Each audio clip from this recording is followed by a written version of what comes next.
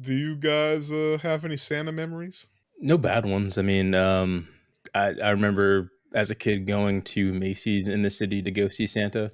I remember getting most of the things I asked for. So again, I Santa good. What was your Classic city? good boy rhetoric. I see. Right. I think at the time, like it was in Super NES. Where the hell was that? Huh? SNES, Yeah. the Super NES. Yeah. Oh, I meant like what city were you in? I thought that was the name of Oh the city. no, I was in New York. I was in New York. I grew up in New Okay, York City. because So that's where my mind went when you said going into the city to see Santa. Okay, yeah, gotcha. went to Macy's. You know, the to see the real Santa Yeah, because the like real Santa. not those mall Santas. No, we had to go see the real one at Macy's and wait outside in line for like an hour to go see Santa. So yeah, Okay, gotcha. yeah, It sounds like it. As a parent now, that sounds like an absolute nightmare. that sounds horrible. Yeah, Yeah, my your parents parents love must have me. really loved you. My parents love me. Oh shit. Ren? My parents divorced when I was 3, so I'm kidding. I grew up celebrating Yule though, so my parents did divorce, so I did have experience with like Santa Claus and like kind of like Christian value Christmas Mhm. narratives. But it was also split with like celebrating Yule with my Wiccan side of my family too. Mhm. So I didn't really have a lot of strong compulsion towards either. Okay. What about you, Tiff? I think I have one picture with Santa from when I was like 4, maybe. I'm sure my mom still got it somewhere. Somewhere. But it's just the one time, or maybe 2 times. 2 times tops. Like I barely remember it.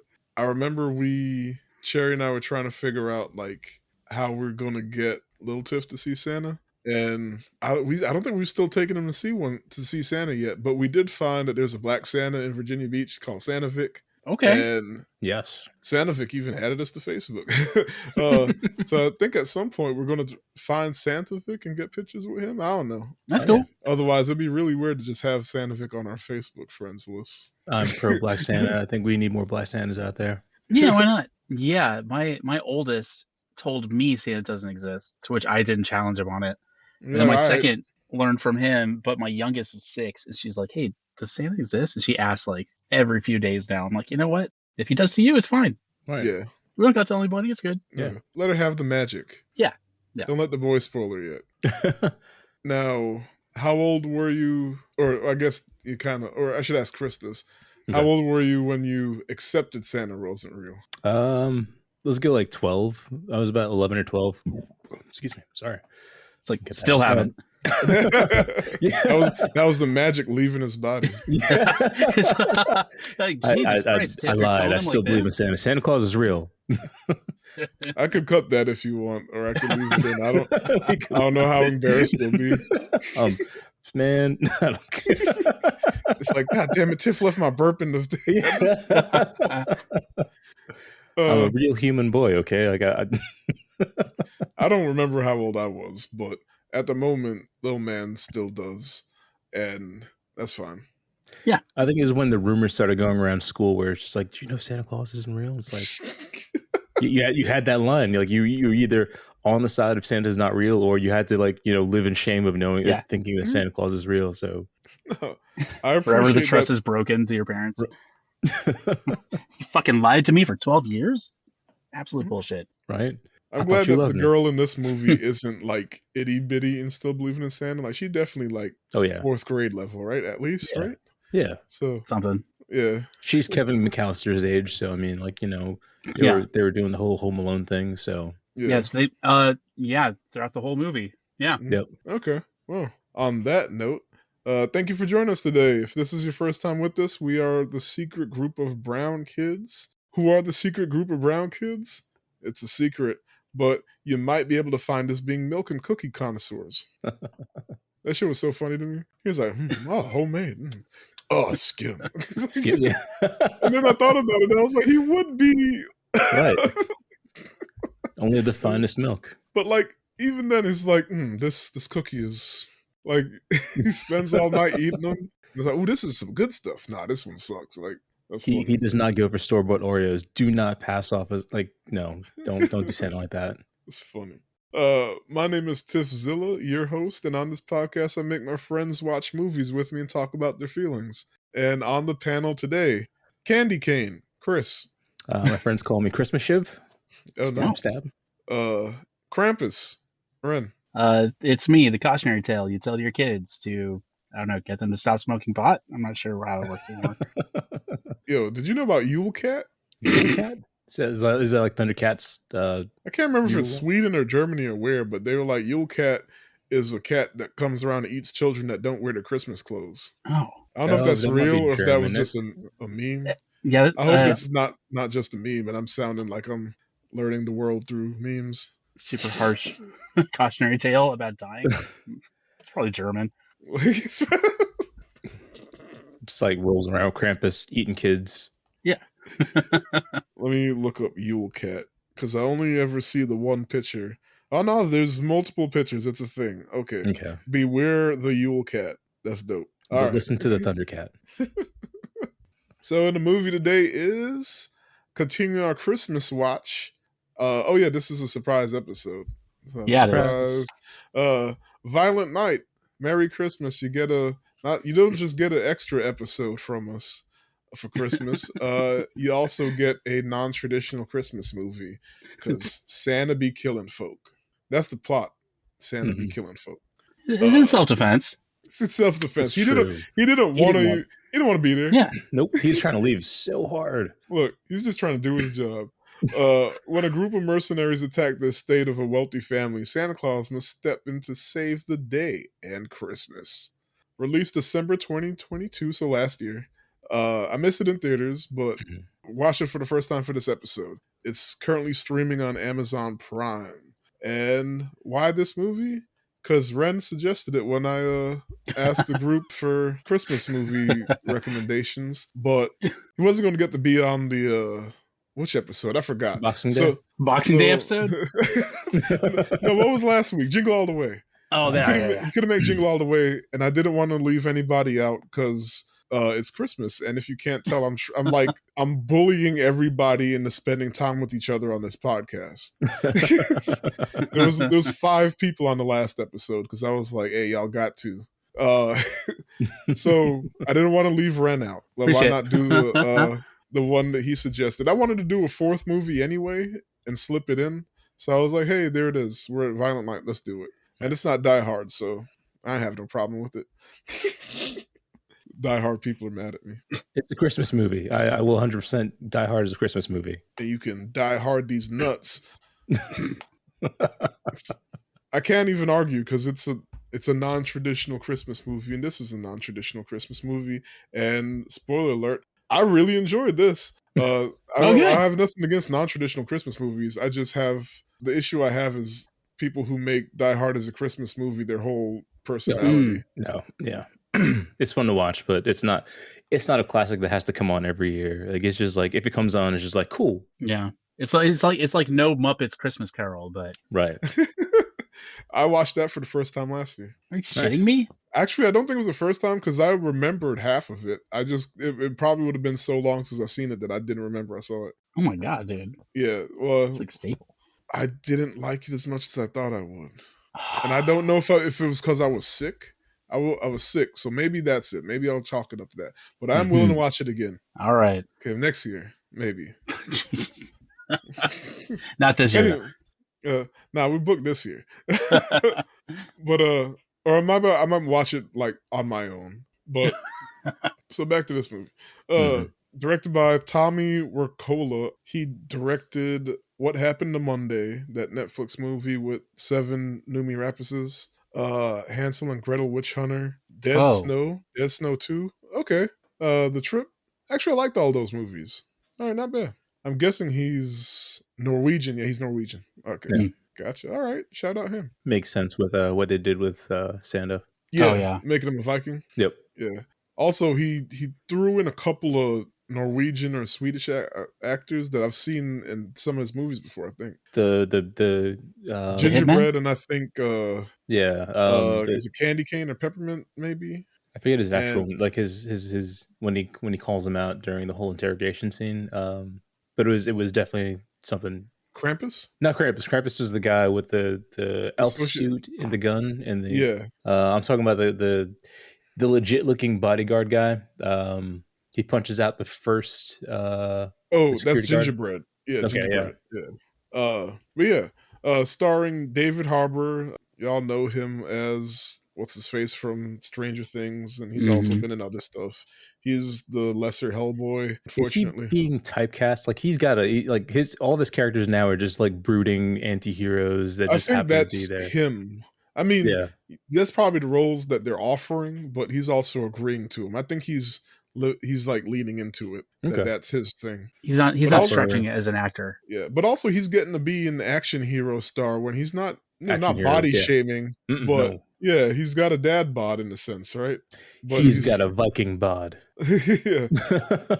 So, but he's getting to live his action hero dream, so I can't knock him at all. Yeah. No, not at all. Also starring one of my favorites, John Leguizamo, Mhm. Oh hell yeah. Axel Hassel, who's the main dude.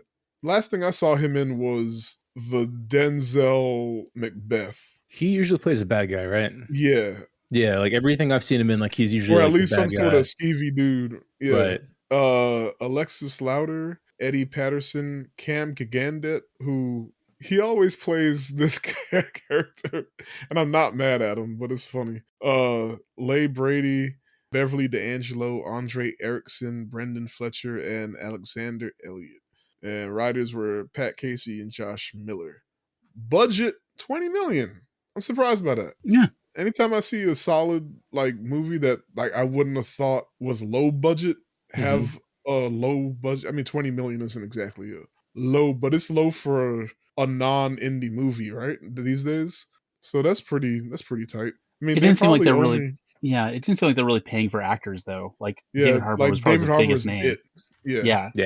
And then Jen Uh, Leguizamo, of course. Yeah. And Edie Patterson's in The Righteous Gemstones, so she's not a no-name actress. Mhm. Yeah, but they're not like they're Yeah, not the they're not. $20 million actor. It's not like a Brad Pitt or Yeah. Will Right. Smith. And really, it's kind of like everything was in like one set location too. Yeah, so It they was got mostly that the mansion. house. Yeah. Yeah. So that's not bad. You're right. Probably a few million for David Harbour, Hmm. several million for the VFX and just everything else. Yeah, it's not bad. Yeah. They could pull it off. I imagine the director probably didn't take a huge cut like freaking David Fincher did from The Killer. I don't even know how much he got, but I know he don't leave the house for less than $5 million. Yeah. Must be nice. Can I do that? Can I go to my employer and just like I won't leave my house for under $5 million? Let's say bet, stay home. Right. Box office, domestic 50 million, international 26, worldwide 76. So with the $20 million budget, they did all right. They made their money back. And does this make sense to you? Rotten Tomatoes, 88% audience, critics 73. That sounds about right. Yep. That sounds Like fair. it's a very enjoyable movie. Yeah. All right. Shout outs. I ain't got none since I just finished recording the last episode. But I'm gonna shout y'all out because we're a family in holiday time Family. watching Christmas movies. And Ren's been around long enough to know that's what I'm all about. Dad Family. and kids doing hood rat shit. That and kids doing hood rat shit. We'll get into that on the next episode of Christmas Story. So, spoiler warning, we're going to spoil the movie for you. If you haven't seen it, just go ahead and watch it. It's pretty fun. And it is on Amazon Prime. I already said that. So, Yeah. it's 2 hours. It's not a fast movie, but it's not necessarily a long one either. But, it's worth a watch. It goes by fast. Unless you just want to listen to our voices. That's fine. So, getting that out the way, how'd y'all feel about it real quick? It was fun. It felt like a romp. You know what I mean? Yeah. 2 hours did feel a little excessive. I Yeah. thought they could have cut out maybe like 20 minutes. Yeah. If they could have But gotten still. it down to 90, Yeah, man. absolutely. Yeah. I don't think there's a reason to make it 2 hours, but it was fun. Chris? So I really enjoyed the movie, and then they had to go and kill Al, the security guard, and then I kind of 10 turned minutes on the in. movie. Yeah, no, I connected with Al, like he didn't want to be there, but guy's got a job to do. I respect that. And then just Straight up told him, well, I'm working on Christmas, so. For these He just fucking wanted rich to be white home. people. Right. I want to be home, but these rich white people are making me work at this weird outpost outside of their driveway on Christmas Right. Day. Like it wasn't like an entire community. No, it was just one person's Just one house. guy. It was a Yeah. compound. Yeah. So I did have fun with it, but I mean, I was a bit salty. That's fine. That's allowed. All right, and like I said, I enjoyed it. So let's get into it. Spell connoisseur. C-O-C-O-C-O-N-N-N-N. Patrice O'Neal. That's the comedian that was like, I can't spell, save my life. If someone kidnapped my mom, put a gun to her head and said, spell banana. I'm sorry, mama. Spell restaurateur. B-A-N-N-N-N-N. So, film starts out with a burned out and disillusioned Santa getting drunk in a bar, a pub, because it was England. Then a fake Santa greets him, and real Santa goes on a rant about kids and people being ungrateful and greedy before heading out, right? And but before he leaves, he gives the bartender a gift for her grandson, so to save him the trip. And then the door he goes through leads up to the roof, and she's like, that goes up to the roof, and she chases him. But when she gets up there, he's gone. Then she sees Santa flying in the sleigh above, but then he turns around and pukes, and the puke lands right on top of her. Can I just say that like it had a very strong anti-capitalist like beginning to the movie? Like, Santa was very disillusioned by like all the kids just wanting stuff, and Yeah. they had this whole montage of like, here are all the kids and like it's cash and video games. That's all they wanted. Yeah. We And lose then that at the end of the movie. At some point, he goes into somebody's house to drop off presents, and there's just cash in the stockings, and he's like flicking it. Like, So yeah, good point. So your point is that it starts out that way. Yes. And we'll get to it. Yep. Okay, that's fair. So next scene, we're in Greenwich, Connecticut. Jason Lightstone and his estranged wife, Linda, take their daughter Trudy to his mother Gertrude's mansion for a Christmas gathering. Like, it's not just a mansion, it's an estate. Like I said, the guard referred to it as a compound. Mm-hmm. Yeah, like they got staff and shit too. So that tells you where we're at. And as we go around the house, as the staff prep for the gathering, we hear and see the caterers are kind of sketchy. And like even like one of the staff members was like, "You're the worst caterers I've ever seen." Then we get introduced to Jason's abrasive sister. Sup, limp dick. I got great feelings about this Christmas. Want to know why? Because I think this is the year that mom's going to kick herself upstairs and choose one of us to start running the show. And I got to tell you, Jason, that I'm gonna for your ass. And he goes, what would a Lightstone family Christmas be without groveling and infighting? So like they're painting her as, greedy, and he's like the good son. Or at least he became the good son. Then Jason catches Linda up on all the hot goss, which is gossip. And they use this to introduce the audience to the characters, right? And we see Linda's son Bert, who's live streaming and got a sexual assault accusation. Bertrude. We have to make sure, Bert's full name, Bert's full given name. We're going to get to that. Like he got a sexual accusation against him, which his mom paid the school off for. And then next to her boyfriend Morgan, all I'm saying is, if I were on one of those 9/11 planes, all those terrorists would have ended up skydiving over Connecticut without their parachutes. Because I think he's an actor, right? Yep. Oh yeah, he's action star, right? Yeah. Then we meet the foul-mouthed, hard-ass mother who enters the room cussing somebody out on the phone. Don't shit up my mouth and tell me it's a chocolate cake. Turns out she was talking to a senator. And two siblings usually try to posture for their mother's attention, but Jason tells Linda that they'll hang back, which pisses off the sister, Alva, because she thinks he's like working a new angle. So like she tells her family to go hang back too. Like the mom comes and she's like, "What the fuck are y'all all back there?"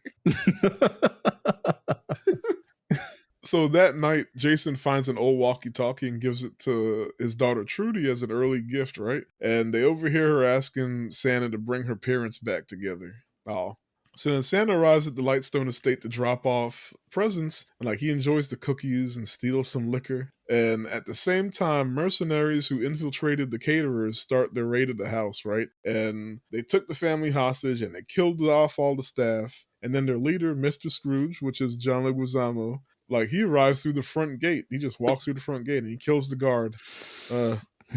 Shout out Al. Pour one out for Al. Pour one out for Al. He didn't want to be there no way. All right. So we also get a funny bit with the grandmother getting ushered over to the panic room by her security unsuccessfully. But like they were abandoning the daughter and the grandson. Mm-hmm. Like shit, they're going to the panic room. We got to catch up to them. Like they already knew that she was leaving. Like that whole bit was ridiculous. But yeah, they didn't make it there, and then the security gets taken out. There's a level. It's funny because there's a level of dysfunction that's kind of featured in this family that rivals that of like an Arrested Development. Yeah. Everybody is just so into themselves and just so close-minded. But like they care about each other. Fine, we get it. But at the same time, they're like really slaves to their own like hubris. Absolutely, that's funny. Can we also discuss the ineptitude of like the entire security force that they hired? Oh, yeah, how like they didn't take down one of these guys that came to invade the house, like not one of them. And then the rest were paid off, right? Well, the rescue force that was supposed to come and save her. Yeah, that was later. So so they're just incompetent. Yeah, well, at least in the beginning, you can say that they were surprised. They just got bested. Yeah, maybe I'll give them that. But because was it a hand-to-hand combat? Like they didn't even get to like shoot them. But they have guns on them. Like it's one of those like why go hand-to-hand when like okay, yeah, they were incompetent. Yep. That's fair. So Santa realizes some shit's going down and he does not want to get caught up in somebody else's mess. But his magic is on the fritz and he doesn't get out in time before Merc finds him and tries to kill him. But he ends up knocking him out a window and impaling him on an icicle decoration. And the reindeer got spooked in the fight and they ran off. They flew off. Sorry. Gunfire scared him. So he's stuck at the mansion. And the Mercs find the dead Merc's body and start hunting for the killer. And we see another one find Santa and they get into it. And he starts off trying to throw a present at the guy, but that didn't work out, right? And the first present he throws is Die Hard on Blu-ray. It's funny that he already knows what it is. Like he just knows because they're rap. But anyway, so Die Hard on Blu-ray, fuck. Best joke in the movie. I do feel like this was a bit of an homage to Die Hard 2. Yeah. At the same time, yeah. Like he's got to sneak around. He doesn't have any weapons. He's, make a deal with what he's got. It's Die Hard, but Santa. And then, ho, ho. The dude he's fighting is like, Santa, I'm going to rip your fucking balls off. Jesus. Eventually, he ends up stabbing the Christmas tree star into this guy's eye, then plugging it in, electrocuting him, right? Yeah. And Santa takes it in there. And Santa takes the walkie off the dead Merc, and Trudy, that's Jason's daughter's name. Trudy ends up reaching him with her walkie, and she asked him for help. And he could see how many bad guys there are with his naughty list. That was pretty funny. His augmented reality. Therefore, Cyberpunk 2077 naughty list that just apparates in front of him. I'm a little disappointed though that they just had that guy say he's gonna punch him in the balls because I'm like, dude, could have given him could have used some wordplay. Like, could have said like, I'm gonna deck your halls or something. Like, could have been anything. He wasn't the funny Merc. No, that's why he died. So then the Merc spots Santa sneaking around on the cameras, right? You're telling me there's a goddamn Santa running around here? Okay, well, he looks jolly as fuck, but who is he? And then one of the Mercs is like, there's no Santa Claus listed on the manifest. I mean, it makes sense because they used the manifest to know how many like caterers and shit they had to kill, butlers and whatnot. That line still made me laugh though. So they reach out to the latest dead Merc, Frosty. All the Mercs had like festive names, by the way. Which is funny because Scrooge, John Leguizamo, hates Christmas. Yep. But he insisted on all of them using the Christmas code names. So they reach out to Frosty, and it's Santa, obviously, because he took the thing, and he's like, Oh, "What's up?" I wanted to go back to one thing as they discussed the use of the word putting up a piece of coal up somebody's ass, and Santa is talking to Trudy, Oh, we ain't get and there yet. just I got you. oh, That's my favorite line. I got okay. So that make sure we shit didn't had miss me. that. That shit had me weak. Okay, Go we're ahead. about to get to. So Santa answers the walkie, and he's like, "Just let the family go, and I just want to get back to delivering presents." And like John Leguizamo was like, "Are you fucking with me?" And so they go back and forth for a bit, and like Santa ends the conversation with, "Santa Claus is coming to town," because he already like accepted that he got to kill all of them. See, there you But go. he's the only one that makes the puns, right? Mm-hmm. Oh no, I think there might have been one Merc that did, but I can't remember which. I guess it might have been John Leguizamo Krampus? sometimes. I think Krampus did a few times too. He tried. Yeah.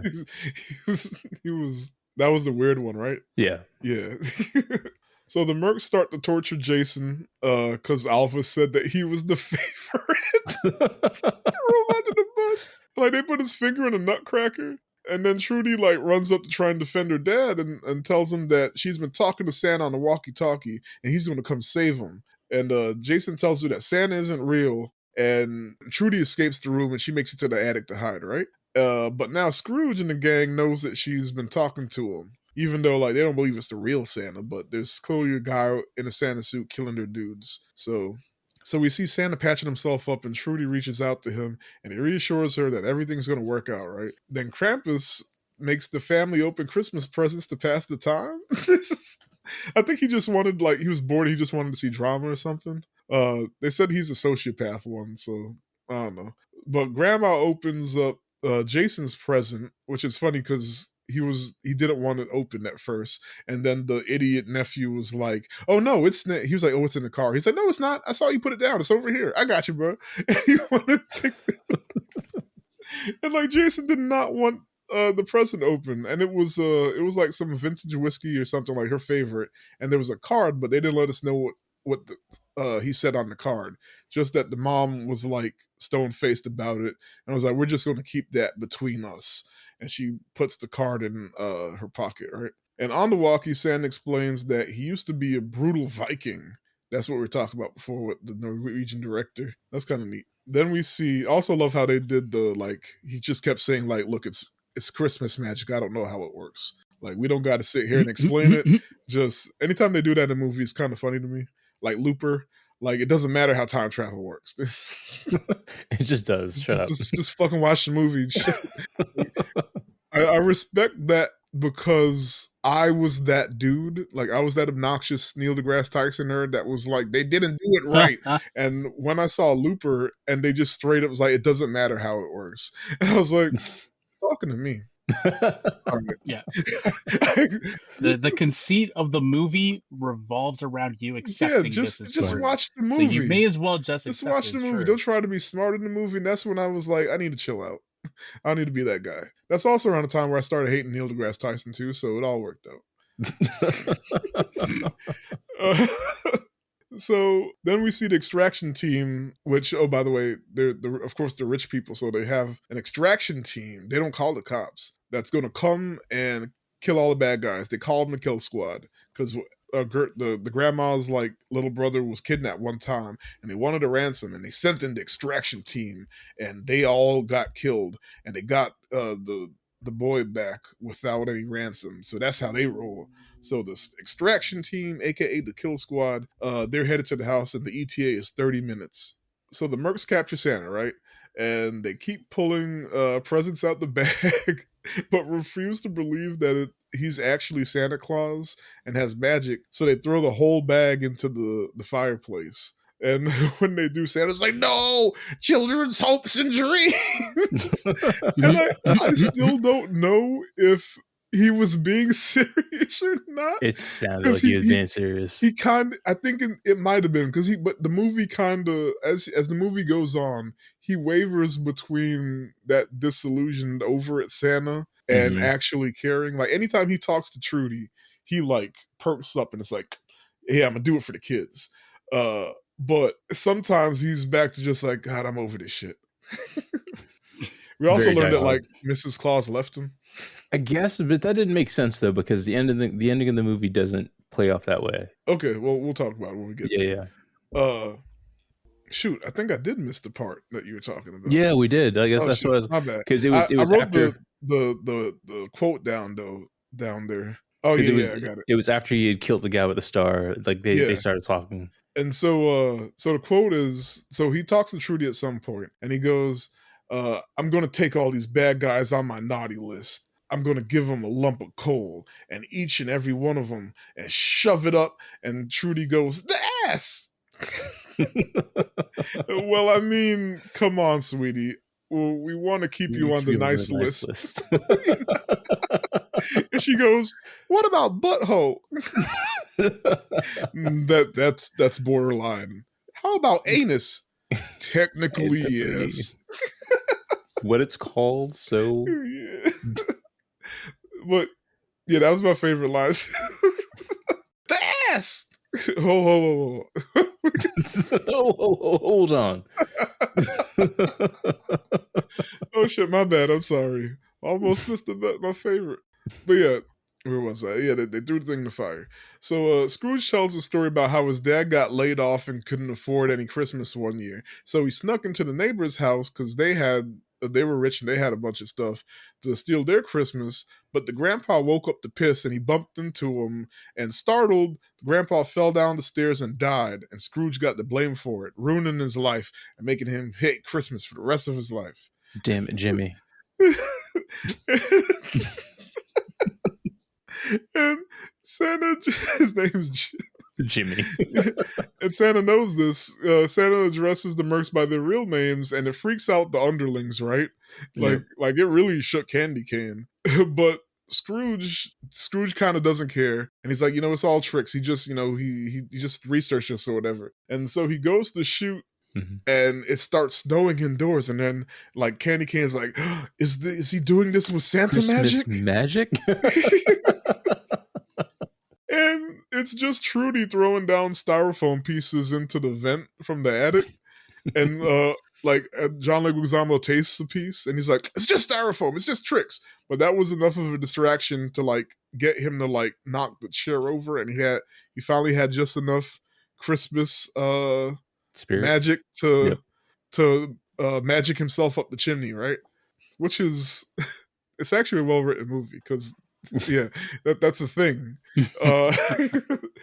Also, I'm gonna watch it again tonight because I really enjoyed myself, and I kind of think my mom would enjoy it too. So I'll watch it after we put the kid to sleep. Nice. I wonder if there's like a tie-in between like whatever his magic is on the fritz or works versus someone believing and not believing in him in the house. It felt like it was weird. Like they weren't consistent on like how that was how that worked. Maybe like, I'm just making that up. Like he's able to do it every other time afterwards, but like just like when they broke into the house, like he couldn't use his magic to get up to the roof. Yeah, maybe it was his own issue.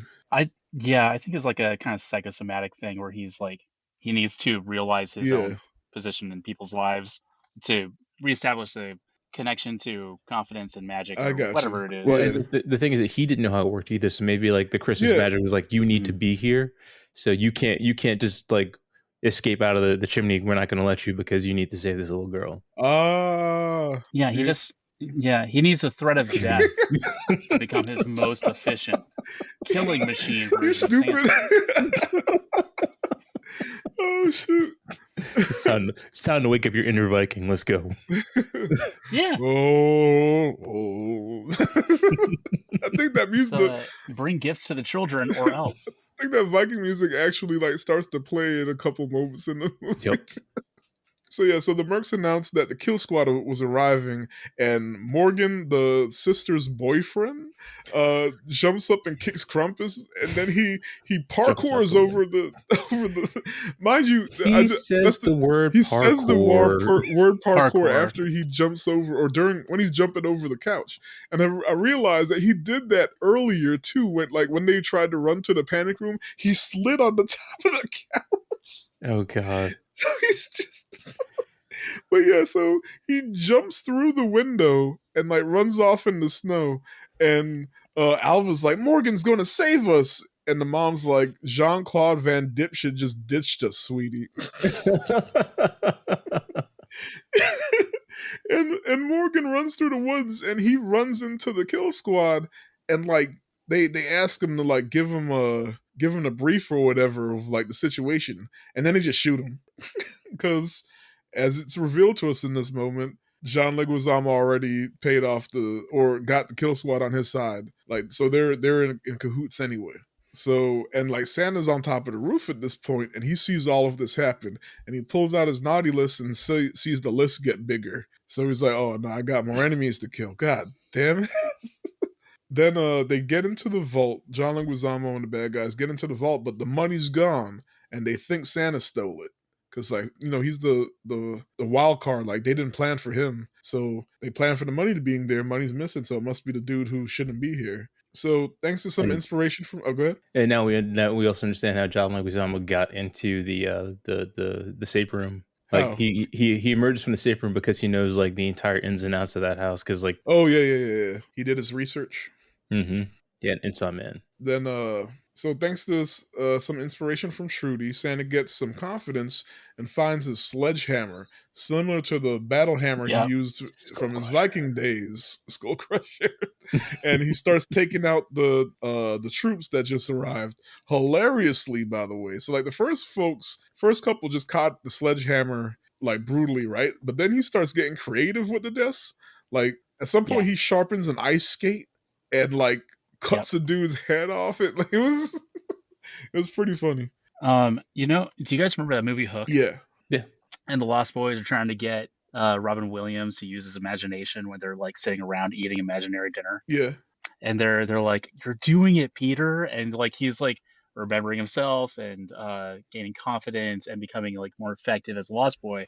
It's kind of like the same thing in this, where Trudy's in the background and she's just nodding and smiling with the walkie-talkie, and Santa's like brutally dispatching people with like random things, and he's like, "You're doing it, Santa." Yeah, he's crushing people to death. Is a really fun fight scene to watch. These guys are just walking in like it's a meat grinder. Like nobody's coming out. They hear their friends go in, and then they hear like a little struggle, and it's quiet. Like, I should go in there too. And then there was a Chekhov's snowblower, where like they cut to just a shot of the snowblower just standing there, and then all of a sudden it's like, so he's gonna have to use that eventually to dispatch a few of these guys. And then I will say the one letdown during the fight sequence is because he was explaining to Trudy, like, you know, how with Skull Crusher he could, you know, easily take 3 guys with one swing. I was like, so we have to see that now, right? But he didn't do it. He never did it. He never did it. I was like, you can't just talk about it. I was like, you have to show it now. Like there's so many guys, you can easily take 3 guys down with one swing. Never happened. Very disappointed. Understand. But so Scrooge demands Linda tell him where the money is, and she still thinks the money's in the vault. This upsets me in a way that makes me want to randomly shoot at people. And then, funny, like, they already established that the kid, Bert, Gertrude, is a fucking idiot, right? Yep. Oh, I skipped that part too. I'm gonna get to it in a second. That Bert is a fucking idiot, right? And here's his one smart moment where he's like, hold on, what if you randomly shoot the person that knows where it is? A broken clock is right 2 times a day, right? Right. And he goes, oh, come the fuck on, I'm sick of you people. And Scrooge puts a gun to Linda's head, and then Jason confesses that he stole the money, and his plan was to steal it and leave with his family tonight. And he left the note in the Christmas card, and he expected that the mom was going to read it in the morning, that he stole all the money and dipped. But, you know, Krampus made him give the present that night, so that's what she knew and didn't tell anybody. Here's another nitpick from me. So during the sequence, he then takes the gun off of Linda and then puts it onto the son. And I'm like, but you have your hostage. You have the person that he cares the most about. And why not keep the gun on her so you can make sure you get the money? I was like, that made no sense. Like, what are you going to do? Shoot the son, not get the money if he doesn't take you to the right place? That's a good point. You know, bad guy shit, I guess. So Yeah. Also, Gingerbread and Peppermint go after Trudy in the Oh, attic, right? But Trudy fucks him up because she murder she actually does Home Alone traps. like true murder. Oh my god, she's got a body count, that little girl. Yeah, she like Gingerbread dies. Yes. Uh, and then like she messes Peppermint up or Candy Cane, whatever, Hmm. and like Candy Cane gets up though, and like she gets past the trap, the sticky trap, and all that, and she goes after Trudy, and Trudy has like a slingshot set up, and at Did first she any throws like balls or something, with and then that she had a freaking dumbbell. But it was like real Looney Tunes, like how they did yeah. it. It was like tennis ball, football, a dumbbell. But with the glue trap, did anyone else get like Nightmare on Elm Street vibes from that whole sequence? I didn't catch that. Where like I think what was it the second one where the kid gets stuck in the glue trap and then like turns into a cockroach which is crushed by Freddy. I don't even think I saw the second Nightmare. Now you got me Sorry. wondering. I mean, it's not. I'm not worried about a spoiler alert from 1980 whatever movie. But yeah, Ren, did you get that? I don't remember the last time I watched man. a Nightmare on Elm Okay, Street, so it's a little over my head. I got you. Is that the next movie? Is it also a No, Christmas movie? It's not I a watch Christmas that. movie. I just remember a kid being stuck in a giant glue trap and then like having his appendages ripped off so that he's a cockroach and being and I don't really scary movies. Again, that was just trauma from when I was a young child that stuck with me, and so that's why. why I saw that. Yep. So when we're doing scary Clearly. movies for Halloween, and you're like, not me. I saw Nightmare on Elm Street too. Yeah. That's the last time. It's funny. So Candy Cane gets out and she pulls the gun on Trudy, and so thankfully we don't see the death of a little girl because Santa pops up and catches her with that hammer. Mm-hmm. He shows up and saves Trudy just in the old Saint nick of time. Got him. Who do you think had it worse? Do you think Gingerbread had it worse or Candy Cane? Gingerbread, because Candy Cane went quick. She got one blow to the head from that hammer and she was gone. Yeah, like she got in the stomach and knocked her over, and then it was over. But like Gingerbread was like getting nails in him before a bowling ball crushed his skull. Yep. Like right? Or no, it didn't even crush his skull. It knocked another nail into his head. It knocked a drill into his head. Yeah. Ugh. As he was holding it up to look at what it was. What? Oh man! Like oof, that hurts just thinking about it. Yeah. He got a nail straight through the bottom of his jaw. Yeah. He pulled out, fell backwards onto the pit of sharp things. Yeah, he the got thing back that he up, was started making fun of climbing her back up. for, because he was like, "Oh, you stupid kid! We can see it. If the trap doesn't work, if we can see it," and he still ends up landing on it.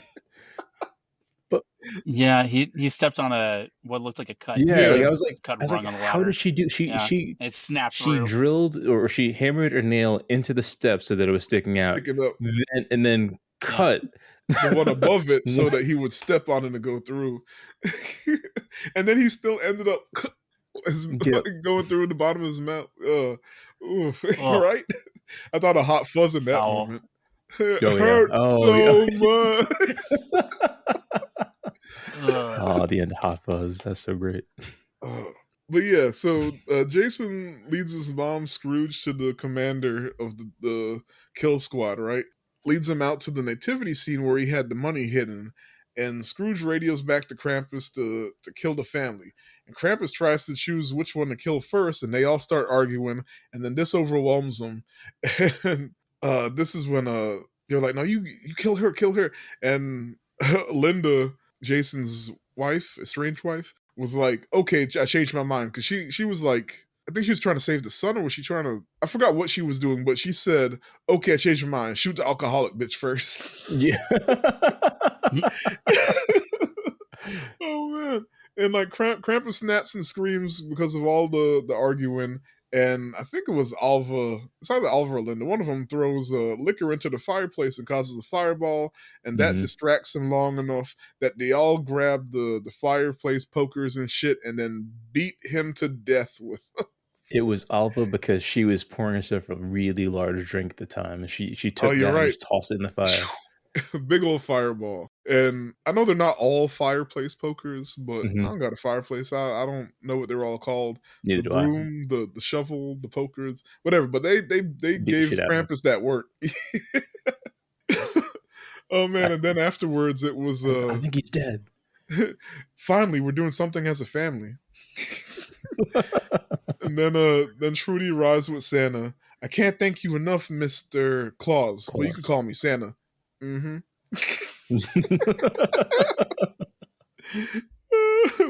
Very black woman response. Mm-hmm. Mhm. All right. Well, what's your real Sure, name? whatever. Yeah. Claus, Santa. You saved my kid, whatever. Right.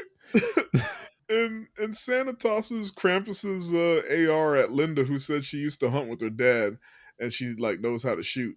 She's And not they a very had, good shot. yeah, I mean it was a long time ago, and they She also didn't use assault rifles. It's true. Like, She probably used a regular rifle, like a regular hunter. they weren't hunting 30 to 40 feral hogs in what's the joke? I don't know. So yeah, so they go out to save the Jason, and they finish off the mercs outside, and they save Jason, but not Gertrude, because the commander, John Leguizamo, and maybe like one other troop like go off with the grandma, right? And Santa takes a piece of the nativity. I think it's Jesus's bed. Takes Mhm. the piece of the It's nativity a scene sled. as a sled to go after the rest of Can- them, right? Can we also discuss the fact that Santa Claus kept up with snowmobiles, just running, like hoofing it on With the foot? sled. Right, he's holding the sled in his hand, hoofing it, keeping up with these jets or these snowmobiles. I And thought just it was like, well, not really, because it kind of was a straight line. Because yeah, in my head, I was making it downhill, so they had to do like they're following the path that yeah. winded, and he was just sliding down the middle. But Oh no, I'm nah, talking it about was to get to where they that. were. Yeah, Yeah. he's just running. Well, he tall as shit. He was long legging it. That's true. That's true. He's taller than everybody in that cast. Maybe his boots are magic too. Now I got to find out how tall. Like, is he actually that tall, or did they do that for the movie? I feel like he's probably like 6'3". I can see that. And then stuntmen are usually short. Mm-hmm. And Tiff, you were dead on. He is exactly So, 6'3". Got a good eye, man. Very spatial. So Santa bombs down this hill in a sled and knocks a guy off his snowmobile. And Oh so, wait. Oh, we missed one of my favorite parts where after the whole like shed fight scene where there's the one guy outside that's got the hand grenade and like Santa stops him, holds his hand, grabs the hand grenade, shoves it in dude's pants, and then walks away. And he goes, "Nah, I gotta see this. I gotta see this."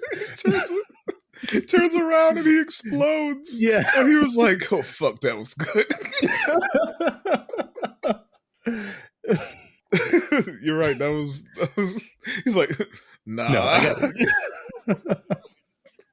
it. So yeah, so he knocks a dude off of one jet ski snowmobile. A tree knocks the commander off the sleigh, and at some point Gertrude gets knocked off or gets off or something.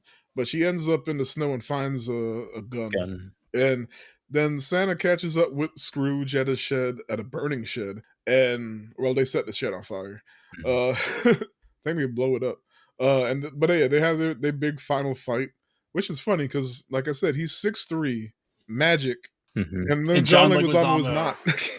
Maybe 5'3". Look, but the whole thing was funny. But this pretty brutal. Like Santa's getting stabbed and shit and all that, but they end up at an old chimney that's outside the shed. It's like as if like an old house used to be there, and the shed or the chimneys was made out of brick, and everything else was made out of wood and rotted out. So now all that's left is a chimney, just outside though, right? Or is that a thing? Convenient. Yeah, it was just Weird. like I think the shed was decrepit. Like it was a shed that was already falling apart. Yeah, and I think the chimney was just like a part of the house that had already fallen apart, but because it was a big stone chimney, it was still standing, still intact. Yeah, yeah. So, but there was no like remnants of the house. The shed was still kind of there, but the house was gone except for the chimney. Anyway, it looks like John Leguizamo's about to best Santa, and they're right in front of at the base of this chimney, like in front of the fireplace, and forgot. I didn't write down the line he says. But he says something witty. And he uses his magic that we've seen 2-3 times already in the movie. And completely fools John Leguizamo's character. He goes up, he magics himself up the chimney, but he holds on to John Leguizamo. John Leguizamo doesn't turn into magic Christmas dust. He's still whole, getting sucked up the chimney, so his whole body is... and Santa pops out at the top holding the mangled corpse. Like there's no head, there's no limbs. Torso. Yep. It's just torso, and there's just blood spraying everywhere. Fucking ridiculous. Bah humbug. But the moment doesn't last long because he gets shot up by the commander, the troop commander, the kill squad dude, and he falls off the chimney. And then the commander gets shot by Gertrude, who picked up that gun. And now the whole family arrives, and in order to save him, Trudy convinces everybody, or they try to burn some of the money to keep him warm, which was stupid, but whatever. I feel like there's still some wood on fire. Like he's like, I know what'll burn. Well, they said all the fires are going out, and I'm like, that's what. You still got fire though, like yeah. Anyway, so they try to burn some money, but that doesn't help. Santa's a goner, but Trudy's like, we have to believe that he's real, and so she convinces everybody.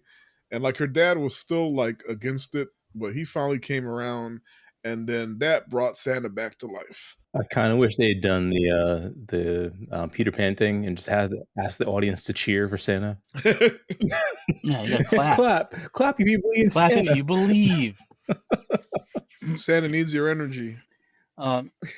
Hey, I had a question about like the magical physics of Santa's ability. He doesn't like, know how it works. Transferring through things. Well, he doesn't know how it works, but if he just turned into like magical mist and dragged Leguizamo's like broken corpse through a chimney, does that mean that there's bits of John Leguizamo inside of Santa now? No, because it's magic. Are you sure? He imagined himself. He doesn't know how it works. He was dust, and then he was not dust, and like all the not dust came together without John Leguizamo parts in it. Push it out. They're on the outside of him now. I don't know. That sounds a little too convenient. The bits are on the outside. You just really want John Leguizamo to be a part of Santa forever. Jimmy's part of Santa forever now. Yeah, regardless. It's getting a sequel, by the way. Spoiler alert. I mean, not really spoiler alert. But is it? Yeah, they already greenlit part 2, so maybe that's the story. Is this this generation's Home Alone? Like, is this how we're doing Home Alone now? We're just super violent Santa movies? I guess so. I mean, Home Alone and Die Hard? Well, Die Hard is... Home Alone hard. Oh, Jesus. This is the result of saying Die Hard's a Christmas Die Alone. So you can't complain. Oh God, that's a terrible title for a Christmas movie. Die Alone. Die Alone. That'd be great. But yeah, so Santa's reindeer returns, and along with the new gift bag, he also has a note from Mrs. Claus. So he's all happy, and he bids Trudy farewell and flies off to continue delivering gifts. And he's all happy in... Going back to that part, because so Miss Claus sends back the reindeer with the spare bag and actual Skull Crusher. So like Skull Crusher does make an appearance at the end of the movie. Why did she send Skull Crusher? I guess... Well, first off, Christmas magic, and second, the reindeer were shot at, so she was like, "Oh, he needs protection. Let me go ahead and pack up his protection." So she still cares. She does. See? Yeah, well, Santa should have remembered to stay strong. Right, always carry that hammer on you, kids. Keep that thing on me. It's dangerous in these Skull streets. Crusher, 1,000-year-old war hammer. Especially when you go to these white people's compounds. You never know. So you never know. How do they get that money? On Christmas. It's not. It's a thing. Christmas movies are always the same thing. Someone's plotting something on Christmas, and then we got to stop it. So always keep that thing on you. Non-traditional. Bring your hammer. Christmas movies. Even like a ball peen. You know what I mean? Even like a ball peen hammer, right. Something, anything. It'd be dope if you had a Morning Glory. Or not Morning Glory, Morning Star. Yeah. I did appreciate the Go-go fact that shit. because like he's never touched the gun before, like he's just like, I have no idea how to use these things. Like every time he picked one up, like I was waiting for him to, like at the beginning of the movie to grab one of the bad guy's guns and start using that. That And he's just explains it. As a hammer? No, Yeah, I mean, Just that would grabs have and been starts hitting better with a because hammer. at least he had something. But like, That would be pretty funny. Mm. It's like a little hammer. Starts pistol whipping guys. Oh, Skull we also beater. get a mid-credit scene with Bert vlogging next to a dead Merc, telling his followers to believe in Santa and behave. Back to Bert. I missed the quote because I wrote at the bottom like an idiot. not all of us are lucky enough to have a girl and name her Gertrude. Yeah. and he's like, you named your son Bertrude. Bertrude. Bertrude isn't a real name. Actually, that might be my favorite line of the movie. she was basically still playing the same character from the Righteous Gemstones, like just the without the southern accent. Yeah. Okay, that's funny. So what was your favorite scene? You know, I don't know if I had a specific one, but watching Candy Cane and Gingerbread for about 10 Getting minutes Home Alone. straight. Get Home Alone? Just, Yeah. yeah, it hurt. It hurt to watch. And it went on for so long. But the coolest scene had to be the meat grinder. Okay. When all the mercenaries are walking into the shed, just like, oh well, everybody else didn't come out alive. Maybe I'll be different. Nobody fires a shot. Like again, like there's so much ineptitude, and there's like they all walk in. They have firearms. They have a heat sensing thing to show exactly where Santa is, and like nobody just fires into the shed. It's Christmas magic, baby. Yeah, so I will say I don't understand why nobody just lobbed grenades from the outside into the shed. They don't care. Nobody said anything about like we got to be property quiet damage, about this. guys. We have to make sure we don't. Exactly. What's keeping them from being the most effective at their job? But when it comes to firing a gun when you are inside, I imagine it's because your reaction time is cut short substantially if somebody's in the middle swinging a giant hammer on you. But they also maybe it's hard to point your gun and squeeze the trigger, but it still doesn't explain why they didn't just light the damn thing. But they also showed exactly where his location was. They were able to identify his location because they were using a heat vision thing. Yeah. I was like, you know exactly where he is. It's just like he's in the right corner. Just point your guns in there and shoot. Yeah. Yeah. For how well equipped they wanted to make the bad guys sound, they really didn't fulfill a lot of the obligation to use that stuff. It's funny. So it was a cool scene though. I'm not gonna, you know what I mean? It's a silly action movie. It's a romp. Chris, did you go? I'll say mine. It was definitely the scene with the after he finishes the meat grinder and then he goes to the one last guy that's out there and with the hand grenade and just he puts the hand grenade in the dude's pants and as he's walking away all cool like he goes, "No, I gotta watch this," and turns around in time to see the man explode into pieces. Screaming. I look forward to both the sandwich name and the movie type with just Christmas meat grinder. You sit down with a really violent Christmas movie, just murdering guys by the dozen with my sandwich. I think between the Home Alone scene, Morgan parkouring, and how he kills John Leguizamo, that was that shit. Oh my goodness! Like they set it up so well, and I was like, yes. So did you have any favorite quotes? Not particularly that come to mind. Shoot, it's Trudy's whole the whole dialogue between her and Santa, and again, as she tries to finish Santa's sentence, and he's hold on there. Oh shit, I got one that we haven't mentioned. Okay, Candy Cane, stick one of his Bozaks in there. I'm not touching his balls. What are you? What are you, a princess? All of a sudden, I've seen you scoop out brains before. You want me to scoop out his brains out? I'll scoop his brains out, but I'm not touching his junk. I don't care who he is, but I better be looking at flat balls in 3 seconds. Krampus is like, I'll do it, and he goes, Krampus, perfect. That's what I love about sociopaths. Always willing to try new things. Push your nuts in. Hurry up, eat. He's like mouthing the nutcracker. But before that, what do you say? Damn, Gertrude, you really got to think for nutcrackers, huh? And Jason's face when he said that was like, it was like, boy, does she? Also, I know you're an idiot, but don't be an idiot out loud. That was for Morgan. He may have been stupid, but he was very, very hot. R.I.P. Morgan. And finally, Grandma, your Wi-Fi sucks dick. Damn it. When he was small, I begged you to beat him.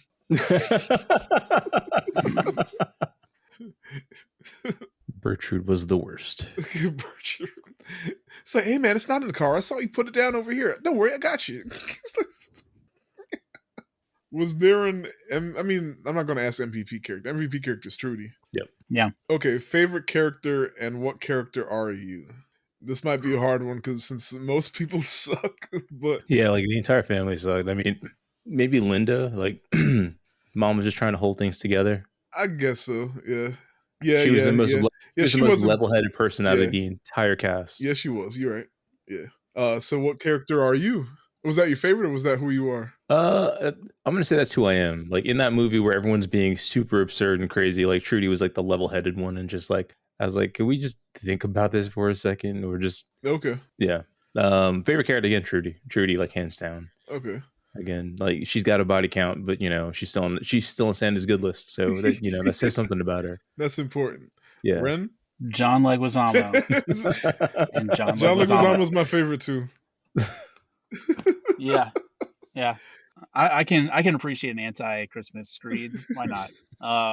Yeah, nobody was supposed to be, in my opinion, like identifiable. I think it's a movie about it's a movie about the daughter and Santa. Okay, if you had to pick, what I mean? Those are pretty much the only two to root for. If you had to pick, though, John Leguizamo. I told you. Oh, that's who you. Oh, I thought you said that's your favorite. That's it. It's a favorite, and that's who you are. That's who he identifies as, and is his favorite. Okay. Yep. Well, he's my favorite. Who am I actually? Santa. Oh, I want to change my answer to Al. Al's my favorite. That's who I thought you were going to say. Oh, Al was my favorite because Al was, he was the most human person there, and he's gone too soon. R.I.P. Al. Got a family, got to work for. He's letting those white people walk all over him. When you got kids to feed, he was mad about it though, and he told him. So everybody got closure except for Al and his family and his kids who are expecting him to go home. The sequel is Santa Claus making up to Al. Hopefully Santa leaves something really good under the tree for his kids. He has to impersonate Al. Impersonates Al for Christmas. Santa shows up in blackface. It's David Harbour. What if with a bloody hammer? What if they do like a Black Santa for Violent Night 2? Like, there are multiple Santas. There's different Santas. Santa. Yeah. It's the Santaverse. Who am I actually? I'm gonna say Candy Cane. Oh. Because she started to believe. She's like, hold up now. It might actually be Santa. And then at some point she says that, and I think the troop commander was like, what the fuck is she saying? She was like, we might actually be dealing with the real Santa Claus. What? I mean, that was hyper specific. She's like, you fed your brother worms. You're on the naughty list. Yeah, she started to believe. And that would be me. It's like, okay, I'm here, but I'm seeing this shit. And it's like, hold on. Nah, you not see what I'm seeing? What?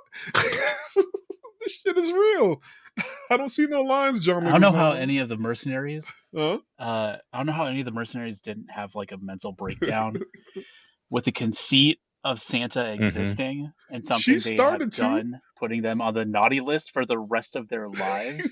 But does that also implicate heaven and hell being real? And that there's some kind of divine punishment for their actions on Earth. There's magic. And now they have to deal with possibility of dying. Look, they'll cross that bridge when they get there. If Santa's real, what the fuck? But for now, Santa's real, so they got to kill him since they're already on the naughty list. All right, well, final thoughts if you got anything you haven't said, any in conclusions? Not necessarily. I think it's a good movie. I think it's maybe 30, 20 minutes a little too long. But I'm excited that it got made. Yeah. If that's a weird I gotta thing say, I did not care to see this movie when it came. I didn't care. I don't know why. Yeah. I just didn't care. And then Yeah. I heard like it was real good, and I was like, I'll get to it. And even I was telling Chris, I started watching this movie 2 months ago. I cut it off halfway through, even though I was enjoying it. I was like, I'm gonna save this for Christmas. So yeah, but yeah, I really enjoyed it. But yeah, Chris. Again, I still want justice for Al. I think that should be like the entire purpose of the second movie is to we make amends with the fact that Al was just doing a job. Al was a good man, but I enjoyed it. I had to get past the fact that like nothing was to be taken seriously in this movie. Like none of the characters were meant to be taken seriously. Like the family was completely absurd, and Santa Claus is real. So, but it was fun. I had a good time. You didn't go on your capitalism rant. Oh yeah. So at the beginning of the movie, like again, there was very anti-capitalist sentiment with Santa just being pissed off that all kids want are stuff and nobody wants to do anything for anybody else. And then at the end of the movie, we kind of drop that all together and just like Santa Claus is real, everyone. Be good and you'll get gifts. It's like Santa didn't learn anything. He got a new magic bag to give out more toys. I got you. Yeah, which is fair. And the family didn't lose any. Like they lost like what $100,000. Like I thought they were going to burn the bags of money. There's like, oh no, they just took out individual bills and set them on fire. Like that was going to do something for somebody. They got to clean up the house a bit now, but yeah, they're still rich at the end, even though they're shitty people. I mean, but that's the Christmas spirit is they learn to appreciate each other and believe in Santa. That's something I think they learned a little bit. I did love the fact that the mother was proud of her son for stealing the money in the first place. Yes. She was so proud that like when she got that note, she looked at him, smiled, just folded it up and put it in her pocket like no big deal. Yeah, I'm going to leave this between the two of us. Like you are a shark. I'm wondering if she was more. I'm wondering if when she read that she was more upset by it. Proud. Was trying not to let on and legitimately proud. She talked about her father and like her father wanted her to have nothing to do with the company. Yeah, and then she took it over after she died. And like that's how their family operates. Is again capitalism. Like it just is. If you stole it and you got away with it, you did a good job. Yeah. Hopefully Trudy breaks the cycle. Yep. Funny, I forgot the line where it's a part of the whole Gertrude joke was that Trudy's full name is Gertrude, and like he tells the mother, the grandma, that they've been calling her Trudy, and she's like, sounds like a whore or something like that. I was like, what? But yeah, I thoroughly enjoyed it. Like I said, I'm gonna watch it again with my mom later on. So it was fun. I'm gonna add it to my Christmas movie list. And if I could get it, might as well flow into the ratings. I'm gonna give this 7.5, maybe 8. I think it's great. If I'm willing to watch it 2 times in one day, I think that's a great movie. So I'm gonna go ahead and give it an 8. Okay. 8 out of 10, and I will buy it for my collection when I can. Yeah. So what are y'all's ratings? I was gonna go 6.5, but I'll give it a solid 7. Like okay. It's good campy Shout fun. Out Al. Yep. Again, RIP Al. Pour one out for you right now. But outside of the absurdity of the family, I thought like Harbor's Santa Claus was fun. Like he really kind of chewed up the scene in every scene that he was just like he did what he does best, being grumpy and over it. Right. Ren. I'll give it a 7 out of 10 Christmas meat grinders.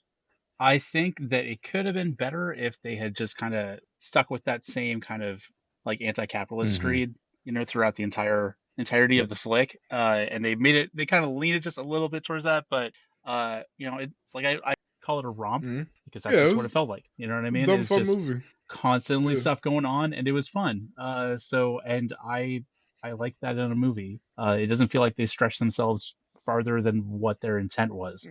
Went on a little bit when too you mentioned long, camp, I was like, yeah, a little too long. They went a little too hard into like John Leguizamo's past and just stuff like that. Where at the end of the day, it doesn't really matter because you're not supposed to sympathize with. I thought it was funny though because it's like you find out why he hates Christmas, but he doesn't hate Christmas Mm-hmm. because it's like it's a low key joke, and it goes throughout the thing. Like, and somebody even was like, "What is with you and all this Christmas shit?" And he's just like, like, he likes Christmas. That's like the low key joke, even though he's so anti Christmas. It's like because he wanted it so bad that he went to steal his neighbor's Christmas.